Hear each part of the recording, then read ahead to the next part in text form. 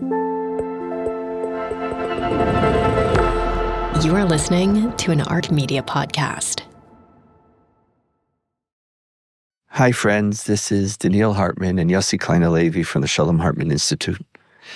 And this is our podcast, now a joint production of the Shalom Hartman Institute and Art Media, for heaven's sake. Israel at War, day 619 and day 4. And we chose for our title for today's podcast, The War is Real. Because when we started to speak about this war on Friday, the first day, there was something unreal about it. There was something, we even used the word surreal. There was also something very celebratory. There was, I don't know if you felt this, Yossi, but Iran has always been this great threat hovering. This mythic mythic threat. Hovering over our existence. Yep. All our enemy, all the pathways of our enemies led to Iran. And in its proxy war, we were always fighting the little Satans, if we use that as a play on words. But we were there, even though they were in many ways, even Hezbollah in particular was very, very scary. But Iran was the great Satan. They're the ones who get up and on a regular basis speak about that which is unspeakable. Even, you can't be a member of the United Nations if you call for the destruction of another nation in the United Nations. That's part of the United Nations Charter. But, there was just this blatant, we are praying for the destruction of Israel, and we're actually working on the destruction of Israel. And it was far. It's 1,600 kilometers away to get there. The pathway, the highway, which we now speak about, was a highway filled with anti-aircraft and enemy armies. And it was just... Hezbollah, Syria, Iraq. They were just sitting there, and you knew it, and they're developing slowly. They have 5%, 10%, 20%, 30% enrichment. Then they get to 60%, and nobody needs 60% enrichment for civilian nuclear use. And it's just going, and they're digging, and they're marching, and they're powerful. They're not a terrorist organization.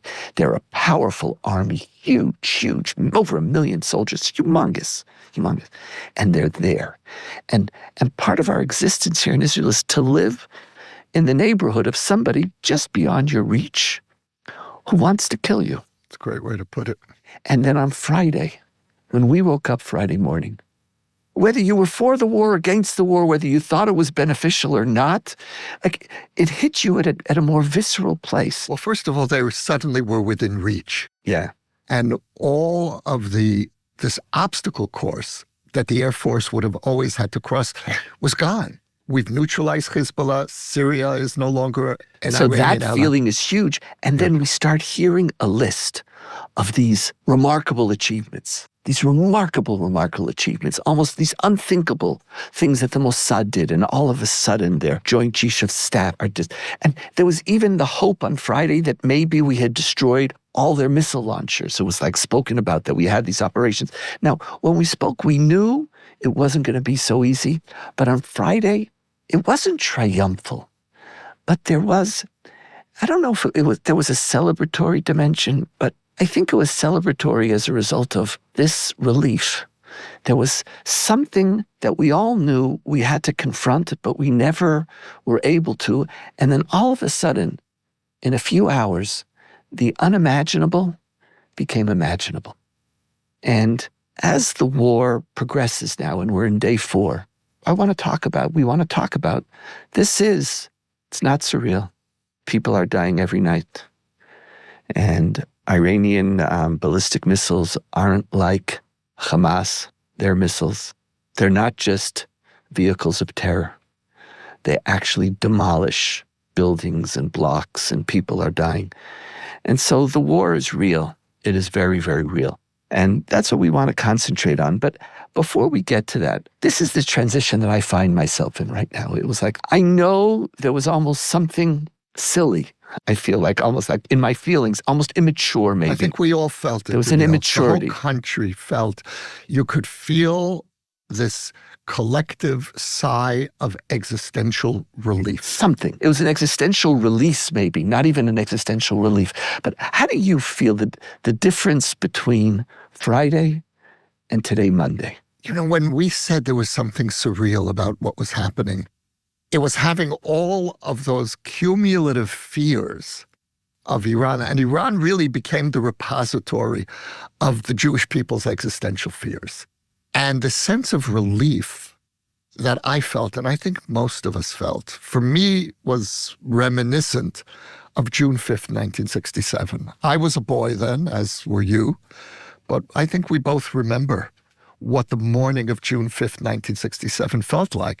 And you can't understand the euphoria, not only in Israel, throughout the Jewish world, on the morning of June 5th, when Israel launched a preemptive strike that determined the Six-Day War within the first few hours, without understanding the weeks leading up to June 5th, when the Arab armies of three countries surrounded and enclosed Israel.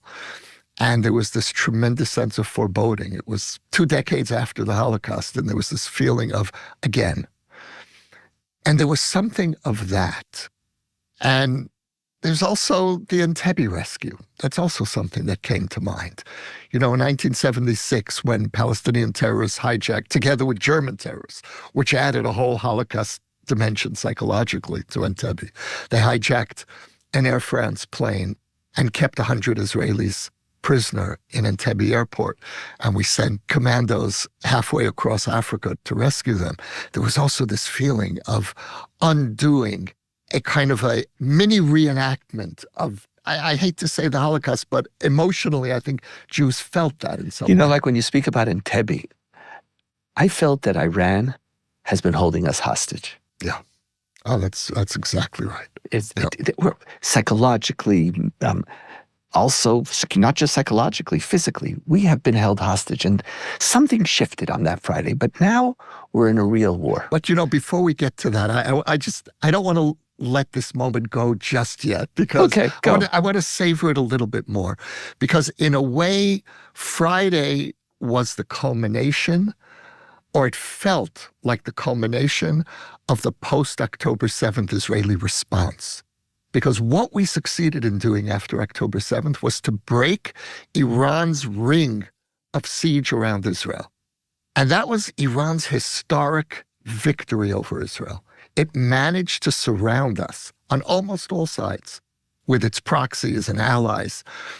And when we went to the heart of the beast on Friday, there was this feeling, this Iranian plan to destroy Israel was being dismantled. And it was not an ordinary military victory.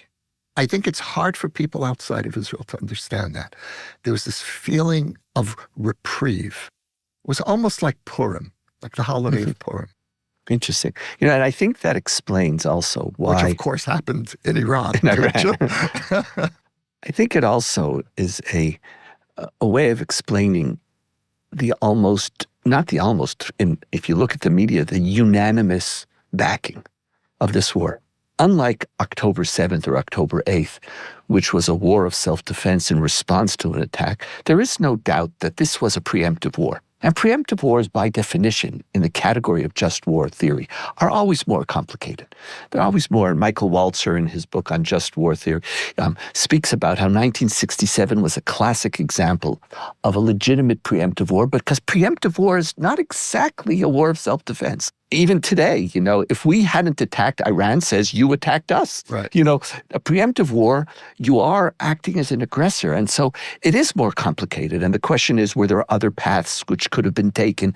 Preemptive wars, by definition, are more politically fraught. And, you speak about this a lot, about people's ambivalence about Netanyahu and whether we trust him or not. And last time you said whether we do or not, it just doesn't matter. But I think part of it is this feeling that we needed this. This is a legitimate war, and a war that we have to fight. And everybody they might be arguing about whether Netanyahu is using it or not, but it's a preemptive war that everybody is embracing. And even though now, and this is what I want to get to, it's not an easy war for us now. It's not an easy war, and it's very different than other wars. Our home front is not just exposed. The casualties, the destruction. If this war goes on for a month, our skyline is going to look different. Tel Aviv, Bat Yam, Rishon, Petach Tikva, Haifa. There's a level of destruction we haven't seen beforehand in any of our wars. And so, on the one hand, our support, everybody's behind it. But on the other hand, as I look at this real war, there's a comparison to October 7th and the war in Gaza. In the war in Gaza, the critical dividing line between different members of our society were, did you have a kid serving or did you not have a child? Did you have a husband, a wife, a child, a grandparent, grandchild? In your immediate circle of people, were they serving? Were they in danger? And there was a huge difference. We were all there together, but the line was who's serving. And that's why also the tremendous anger and animosity against the ultra-Orthodox who don't serve. Because this was the question, who is serving? Who's under the stretcher? Who's carrying the load? And in this war, the critical distinction is not who you have in the army, even though if your kid is in the Air Force or not makes a huge difference. Here, the critical question is, who do you have in your safety room? Do you have a kid in your safety room? Or do you not have a child in your safety room? Because the experience of having to go to a safety room, have to stay there for hours, the concern, it's a very big difference if you have young children or grandchildren who you're worried about or going into the safety room. It starts even in the supermarket lines that I spoke about the last time. Everyone was buying the basic necessities, canned goods, whatever was necessary. But if you had young children, what you were buying was candy. And home front command, every night as they try to calm us down, speak about, yes, go into your safety room, bring water, talk, and bring candy for the children. It's like part of the protocol. And you could see the levels of anxiety here in the country are divided between who do you have with you in the safety room? That's one. And it's a very different experience when Adina and I go down, or last night my granddaughter Mia is with us, and when she goes down and all of a sudden you have to worry about someone and their whole world of concerns. And the second dividing line, which is not dissimilar to before, but I think it's more intense, is where do you live? Yeah. Do you live in a high-rise? Do you live in Tel Aviv? Do you live on the coast? We in Jerusalem, we get woken up, but there isn't that same level of angst. So the war is starting to evolve very, very differently. It's a very strange experience being in Jerusalem, because we get the sirens and the missiles are passing over the city. My son was out the other night, in the middle of the night, and he saw the missiles flying over Jerusalem. They didn't stop here. They're on their way somewhere else. But we get the sirens and we try to follow the rules. And so we go down into our safe rooms.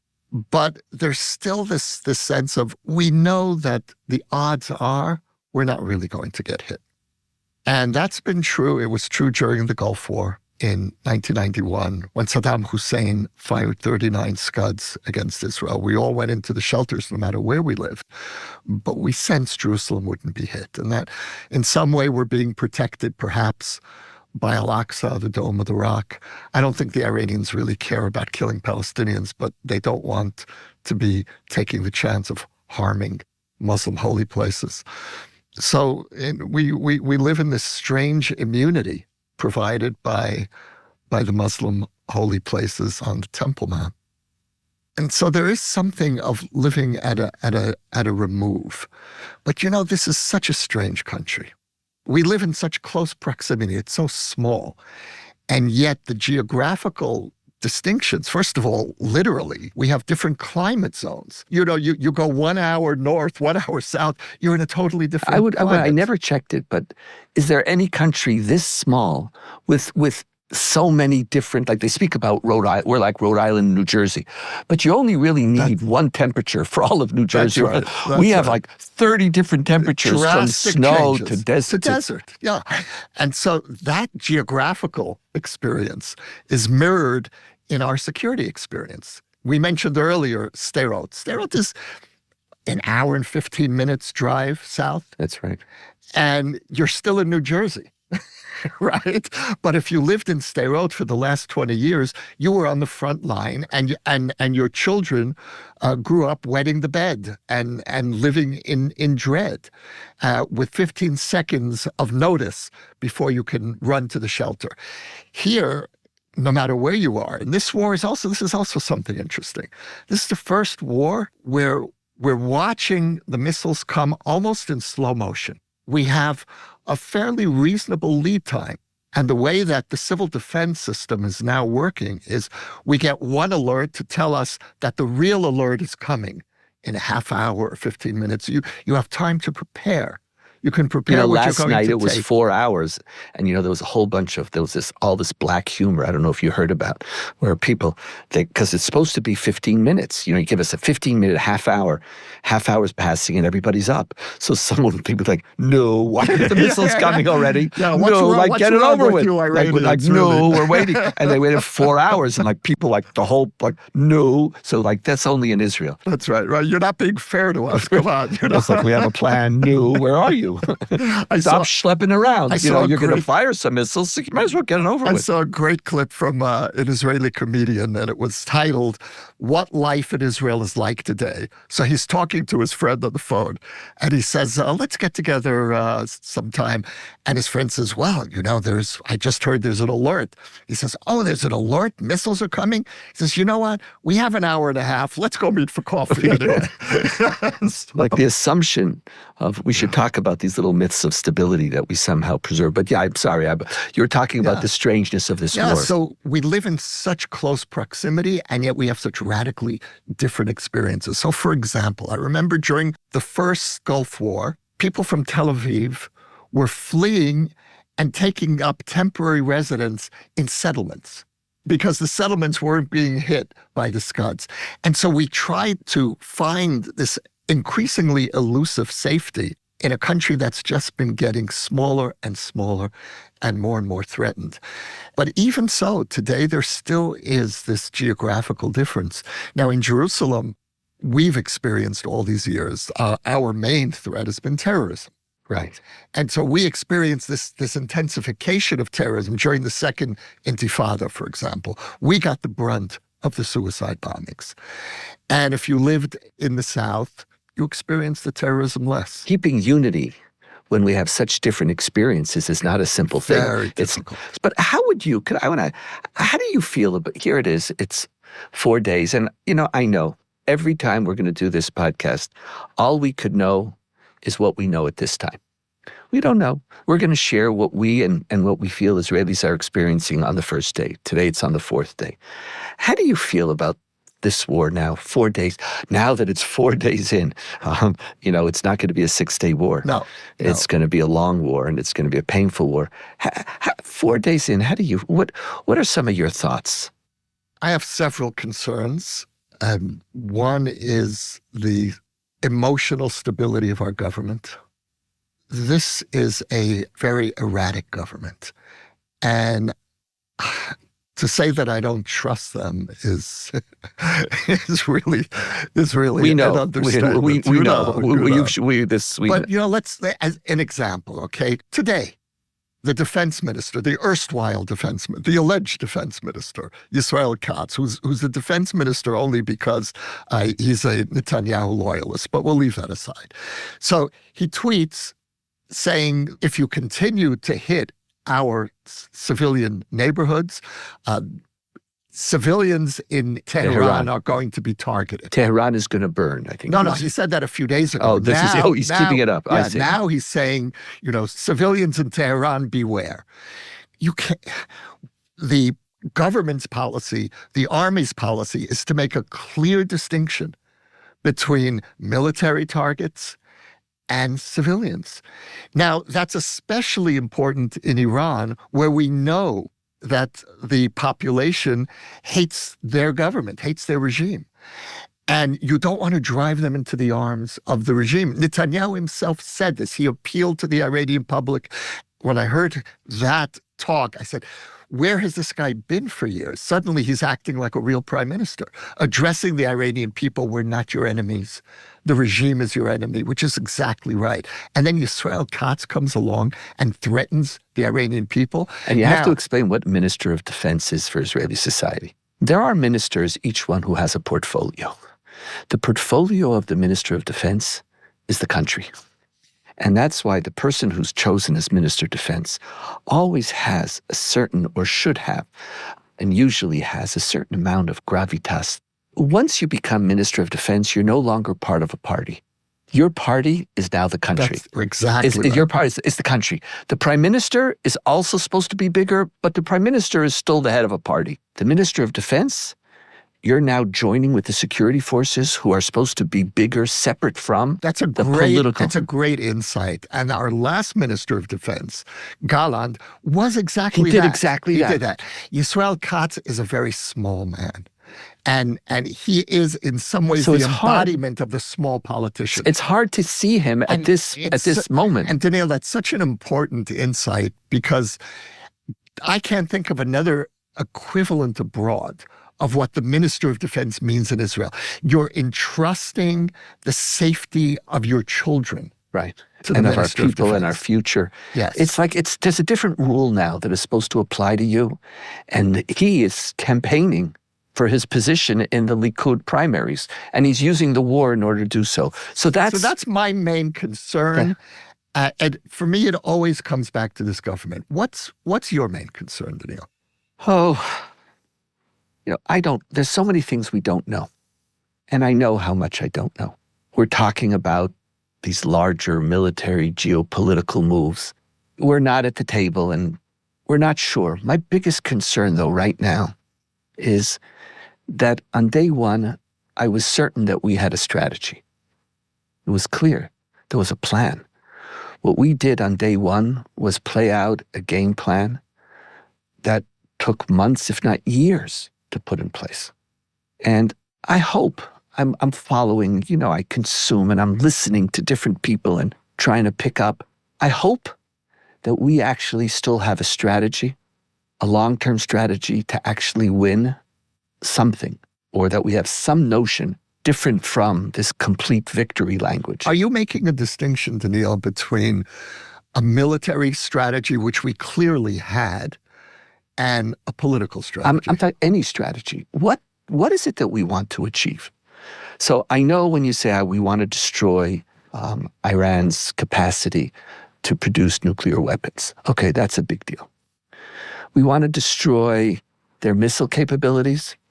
I find that less impressive because missile capabilities could be rebuilt. There's no embargoes that you could stop them from building, like what you're going to stop them from having missiles. I don't want them to have nuclear missiles, but you're not going to be able to stop them. This is a very sophisticated, huge country. You're not going to stop them from trading with China and getting whatever missile parts they're going to need and be able to put them together. So, but right now it was very clear we're going after the nuclear sites. And now we're expanding. And it's different. On the first day in a preemptive strike, which was well planned, there were remarkable victories, remarkable successes. Now every day we're bombing. We're bombing again. We're bombing again. It's now 3 days in a row now where we're speaking about we own the skies of Tehran. Okay, I knew that already Saturday. What are you telling me it on Monday for? And we're bombing. Now, could it be that the military has a plan? Right now, they have my trust. But my concern is, do we have the ability to achieve the end that we want to achieve? And, you worry. Do we have the technical ability? Do we have the technical? Could we destroy? We all know there's Fordo, there's Natanz, there's Isfahan. So we all know Fordo is the great danger. This is the nuclear site dug into a mountain, and we know our Air Force can't take it. Our Air Force can't do it. But that means, do we have another plan? Is there something? Is what we're doing now trying to weaken their military capacity? Special forces it's beyond my pay grade. But I'm wondering whether, when we spoke the last time about what we have a right to do and whether we can in fact achieve it, as I watch the days pass, this question arises, and I'm hoping that achieving it is not just based on counting on the United States and B-2s coming and dropping their 13,000. Well, that's a big worry. If that was Netanyahu's calculation that he would somehow be able to entice Trump into the war, I think that is a major miscalculation.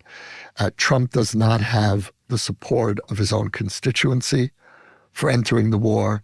I think that there is wide support in America for supporting Israel politically, maybe even supplying us with ordnance, but not for America joining in. And here there's very little difference anymore between Democrats and Republicans. So I wonder. So my concern is we need this, and I believe we deserve it, and it's a just war. But what do you plan on doing? And if, on the one hand, you're counting on our job is to create the space so that victory will be achieved by a B-2, was that the plan? Is that the strategy? Or now that I see us expanding the targets, are we going after regime change? Really? Is that the game? Is it regime change or America? I'm hoping that we have in our well-worked out plan, that we have other things up our sleeve. It's beyond my pay grade, but as I sit and watch, I'm with this country. I'm with us. I think we're doing something critical, but at the end, what is feasible and what we can achieve and what are the limits of our ability is just a question that is in my mind somehow. I think there's a Do you have any concerns? Because I know this in many ways has been your aspiration. Yeah, there's a third scenario here in terms of what the goals are. One, as you laid out, the first goal is the possibility of enticing Trump, which is a non-starter. The second is regime change, which we will not be able to affect, but we could trigger a long-term process, which will be out of our control. It'll be in the hands of the Iranian public. So you can't build on that. That's not a strategy. No, that's a prayer. strategy. That's an aspiration. That's an aspiration. You can adjust your tactics. So, for example, don't harm the civilian infrastructure. That's a debate that's going on now among Israeli policymakers. Do we hit the electrical grid? It will cripple the regime, but it may also turn the public against the war. And what we hear, and this is anecdotal, but it's widespread anecdotes, is that there is a fair amount of support in Iran for Israel's attack against the regime, not against Iran. And that's a crucial distinction for us to make. But the third possibility, and this I think might be the most realistic of all, is that Trump will use Israel's military successes to try to get a better deal with Iran. Now, in one way that worries me tremendously, because I don't trust him and I don't trust the whole. I don't trust the negotiating process. I don't trust either side for different reasons. And in another way, though, that may be a realistic possibility, because the fatal flaw in the way that Obama negotiated with the Iranians is that he didn't have a credible military threat. Everyone knew. The Iranians knew, the Saudis, we knew, the whole Middle East knew that when Obama said all options are on the table, we all understood all options are on the table except the military option. And Trump, when he began negotiating with the Iranians, seemed to be taking a page out of the Obama playlist. He wasn't presenting a credible military threat. What I felt he should have done was turn to Israel and say, you guys take out one nuclear installation, just one. We do that. And then he turns to the Iranians and say, okay, let's talk. That's how you negotiate with Iran. As it turned out, that may be actually how this plays. Could be. If that's the case, listen, that is a third scenario. And as we've spoken about, the job of a military operation is never to achieve the full victory, but it's to put in place the possibility of a political process and what that might be. But there's one other stage that concerns me, and that is, as we're still watching it, the support for the war in many, many circles around the world is very high. In the Arab world, it's high. France, Britain. France is now thinking of sending planes to help defend. Britain is thinking. United States, there is an understanding, or like Germany, there is this lip service. There is an understanding that this is not the Gaza war. This is not the Gaza war, and that this preemptive strike is long overdue. But the other thing that concerns me is, if that's the case, why are we doing this alone? A nuclear Iran is not an Israeli problem. And even though, Tucker, is that the one? Tucker Carlson. Tucker Carlson. I knew I was close. It's like, but there's a reason why I blank on his name, because it's something very aggravating. This repulsive. It's like between anti-Semitism and isolationism and anti-Israelism. A nuclear Iran is not our problem. He even said that it's just not our problem. Really, it's not your problem.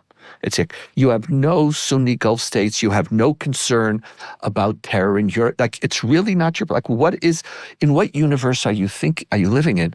I think as the war progresses and the time clock, continues to tick, whether the world accepts that this is in fact a world agenda, but we doing it makes it so easy to attack it again and to critique it again. And it's never going to be perfect. And I want a place for the world which is a little more significant than saying I'm going to send some planes to help delay or shoot down some of the missiles. And so how this war gets communicated in the world and how the world takes responsibility for its own safety. Why should we be, I don't feel we're big enough to be the tip of the spear for the universe. And so is there any other thoughts that you wanted to share for today, Yossi? Well, first of all, it shouldn't be that way, but it is by default. And the West has betrayed a fundamental inability to defend itself. And something has changed. And nothing exposes that as starkly as its response to Iran. I mean, I so much appreciate this conversation because it's helped clarify for me certain of the issues. And it's very hard when you're in the middle of it and you're waking up every 2 hours and the sirens and the strain, and it's very hard to get clarity when you're in the middle of it. So first of all, I just want to say thank you for this conversation.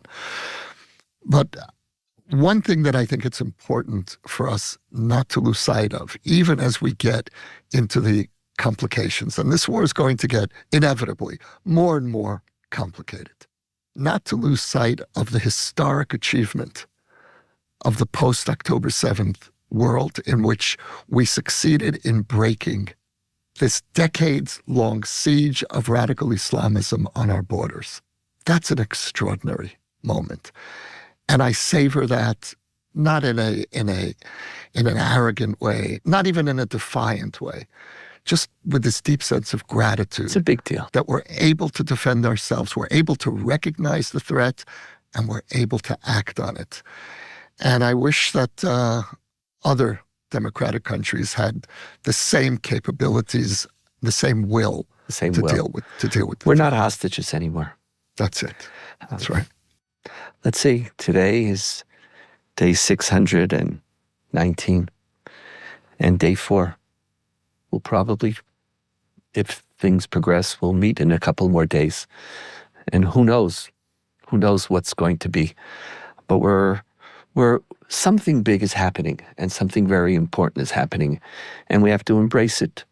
But as we know, everything here, it's an emotional roller coaster, and it is always accompanied with an infinite amount of uncertainties. Yossi, pleasure being with you. Thank you. Always.